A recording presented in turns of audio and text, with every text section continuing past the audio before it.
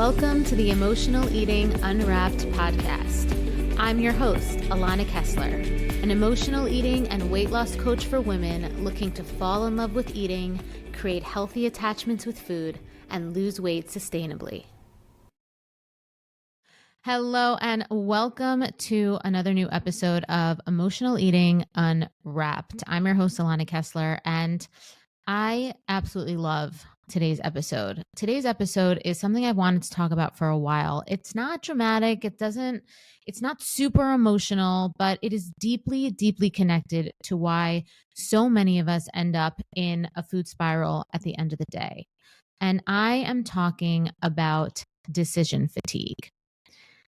Decision fatigue, the mental exhaustion that creeps in after a long day of holding it together, juggling responsibilities, work and home life, managing emotions, yours, other people's, things that aren't even in your lane, right? And then still expecting yourself to make one more good choice. Okay, so if you've ever felt like I was good all day, I was able to keep it together all day, and then I just lost control at night, this episode is for you. And I want you right off the bat to know that this isn't a willpower problem. This isn't a discipline problem. This isn't an intelligence problem. It's an energetic one. It's a systems one. And I want to walk you through. It together. I want us to walk through it together. So we're going to start with what is decision fatigue and why does it matter at all? So every single decision that you make throughout the day, no matter how large, no matter how small, it takes energy. Okay. It takes mental energy, what to wear, what to say in a meeting, whether to reply to that text message now, later, whether to answer that phone call, any energy that you take in, any energy that you put out, right? What to make for dinner, how to manage your child's meltdown, when to speak up, when to let it go, right? It's like your brain is constantly scanning, it's constantly processing, filtering. Even the questions you don't consciously answer is costing you energy. It's expending energy. And so what happens is this: by the time the day winds down, your mental bandwidth is completely gone. Your capacity to make thoughtful, aligned, intentional choices has bottomed out. So when you find yourself on Uber Eats ordering takeout, right, it feels almost like some robot has taken over, ordering takeout or reaching for snacks while standing in the pantry again, eating something you didn't even want in front of the TV. It's not, right? You don't want it. You're not even hungry. Here's the thing. It's not because you're weak. It's not because you don't know better. It's not because you don't have the right plan. It's not because you don't have the right prescription, right, of what to eat. That's not the reason. It's because you're done, right? You're emotionally, mentally done. And so I've had so many conversations with women who say, you know, I just don't trust myself around food, or I must not know it's healthy because I keep making the wrong choices. I must need a plan. I must need a prescription of what to eat.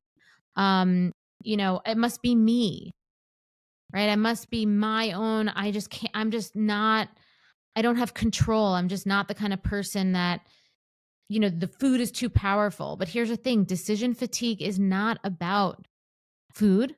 It's not even about your capability. It's about capacity. You do know how to nourish yourself. You do know what foods leave you feeling happier, better, more vibrant.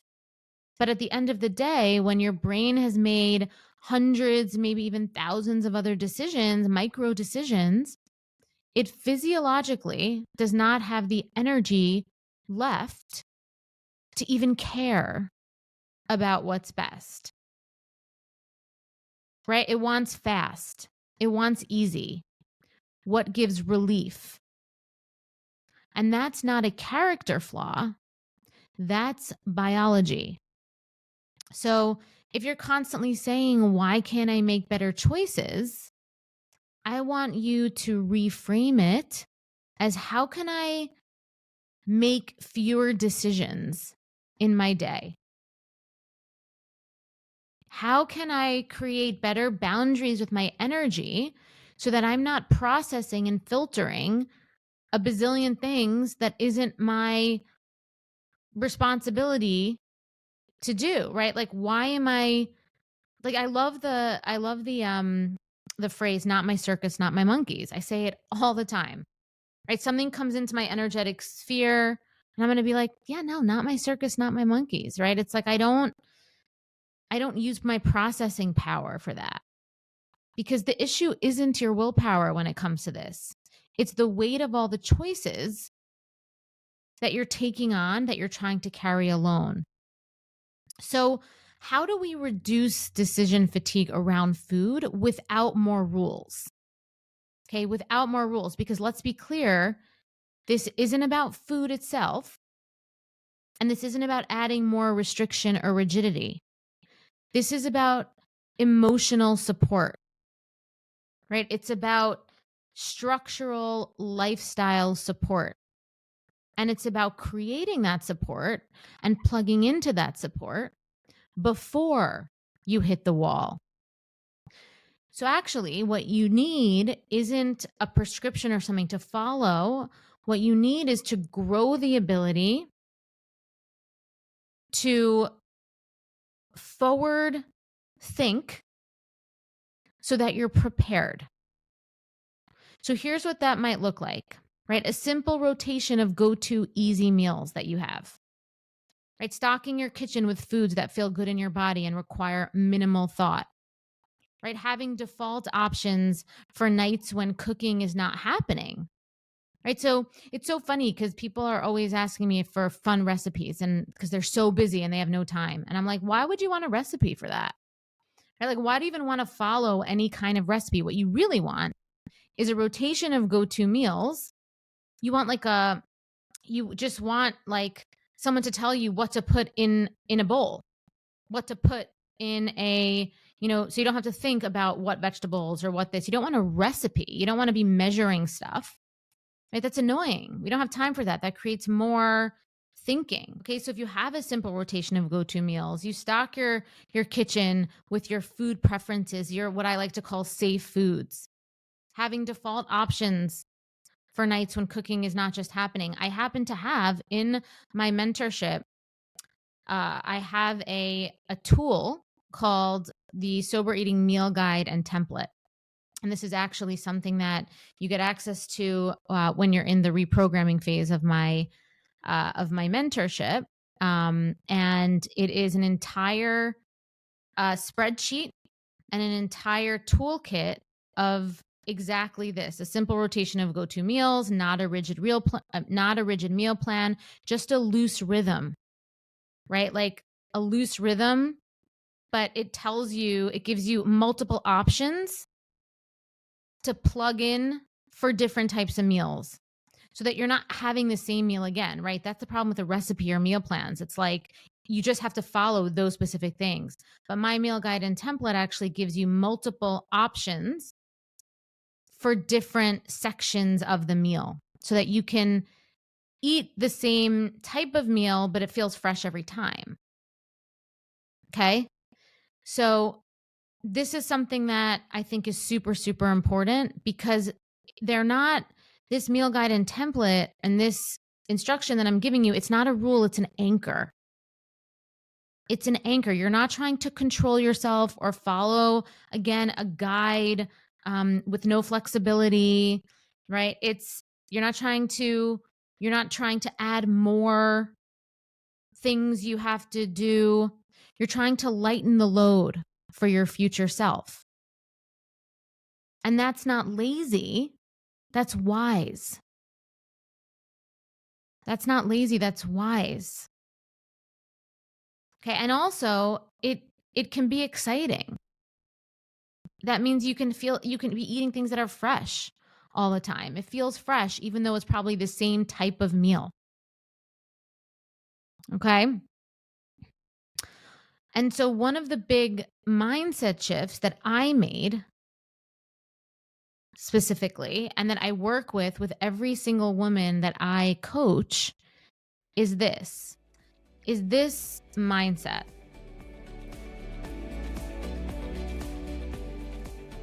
I remember what it felt like to be stuck in the cycle of emotional eating. I tried every diet out there, counting, tracking, restricting, but nothing ever worked. Food controlled my life, my thoughts, and I constantly felt guilty after eating.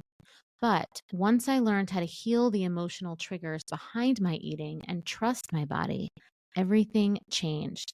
I stopped obsessing over food, the weight started coming off naturally, and I found real freedom in how I ate and lived.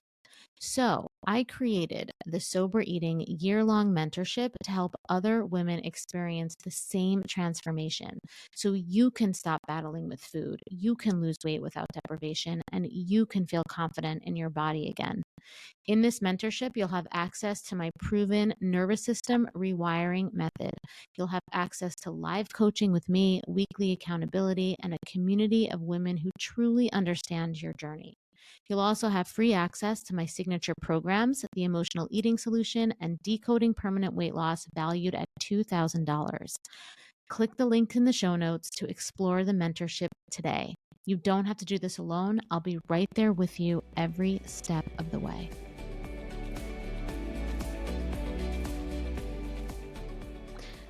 If you are somebody that we talked about in the beginning of the episode that finds yourself losing control around food at the end of the day because you don't have the capacity, now that we've made that connection, we've made a lot of decisions. The truth is you're not always hungry for food.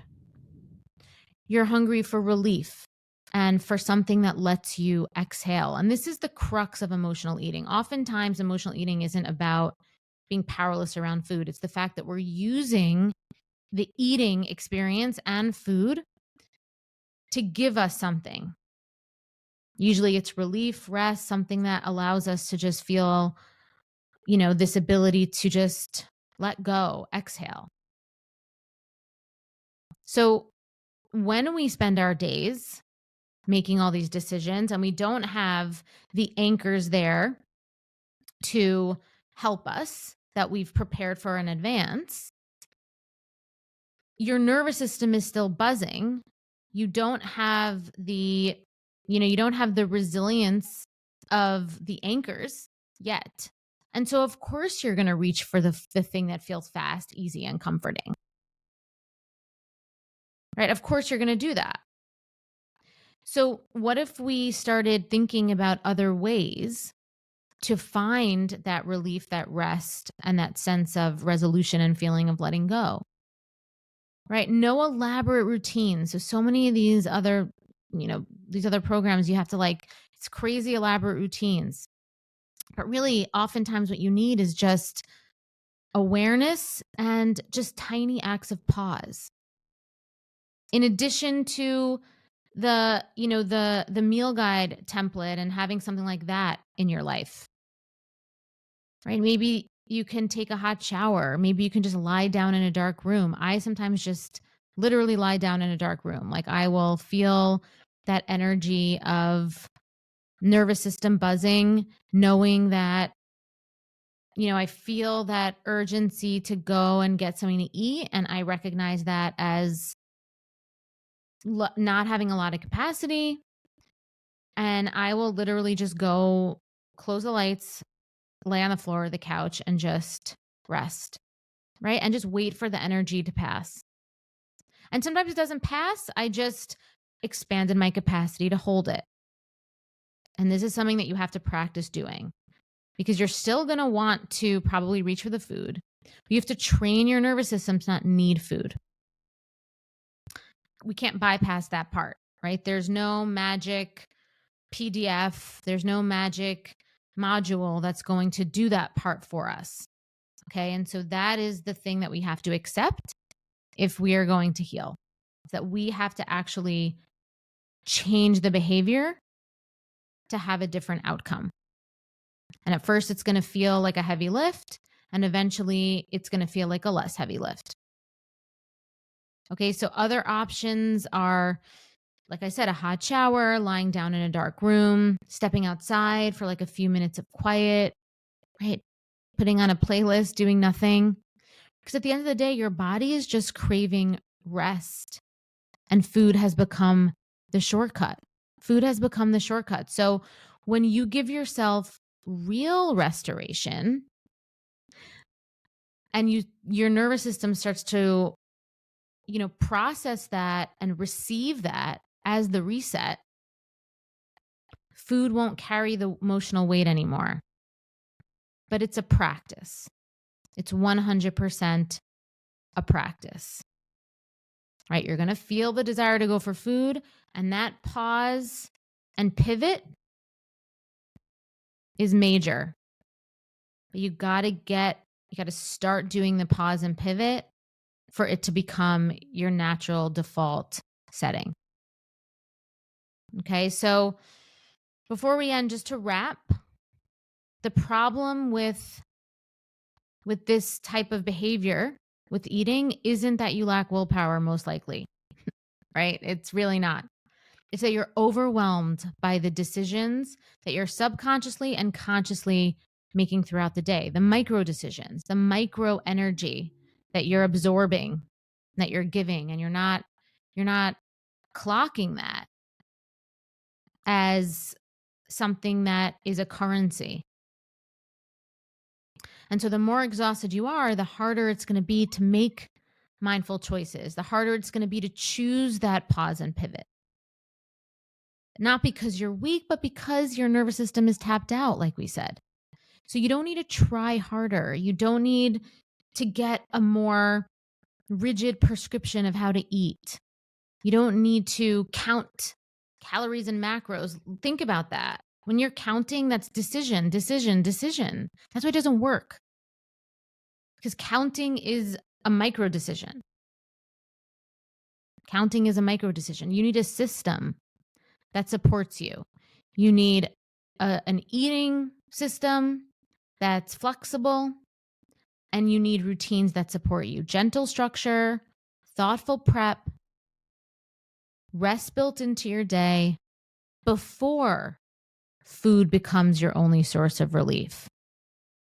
Right? This is about thinking about your future self, setting yourself up to win. Okay, this isn't about being perfect. It's about being prepared.